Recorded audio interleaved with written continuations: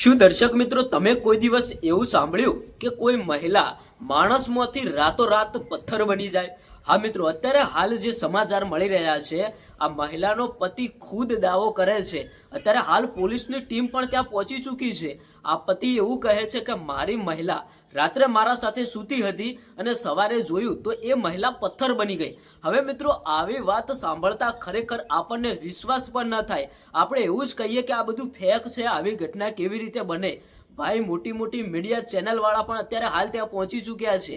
બધા લોકો ઇન્ટરવ્યુ લેવા માંગ્યા કે આખરે આવી ઘટના કેવી રીતે બની. મિત્રો, આ વાતનો કોઈ વિશ્વાસ નહીં કરે, પણ અત્યારે હાલ આ પતિ ખુદ દાવો કરે છે. હવે આપણે વાત કરીએ કે આ ઘટના બની તો બની કેવી રીતે.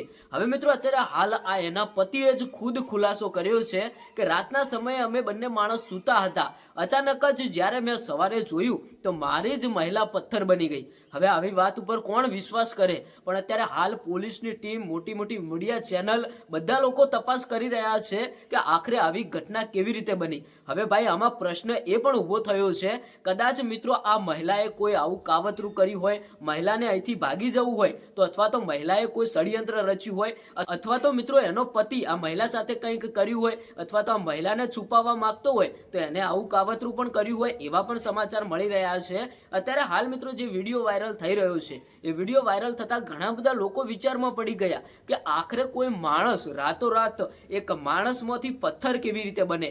અત્યારે હાલ સોશિયલ મીડિયામાં એક જ ચર્ચા ચાલી રહી છે.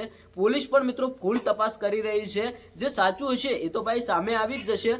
હવે મિત્રો, તમે વિચાર કરો કે અથવા આ મહિલાએ કોઈ કાવતરું રચ્યું હોય કે આ પતિ જોડેથી ભાગી જવા માટે એને ભાઈ કોઈ નકલી મૂર્તિ બનાવીને ત્યાં મૂકી દીધી હોય. હવે આ પતિ સવારે જાગે છે અને એવું લાગે છે કે મારી મહિલા રાતોરાત પથ્થર બની ગઈ. પણ મિત્રો, જે મૂર્તિ અત્યારે હાલ જે પથ્થરવાળી મૂર્તિ વાયરલ થઈ રહી છે, એ જોઈને તો ભાઈ આપણને એવું જ લાગે કે આ બધા લોકો આપણને ઉલ્લુ બનાવે છે.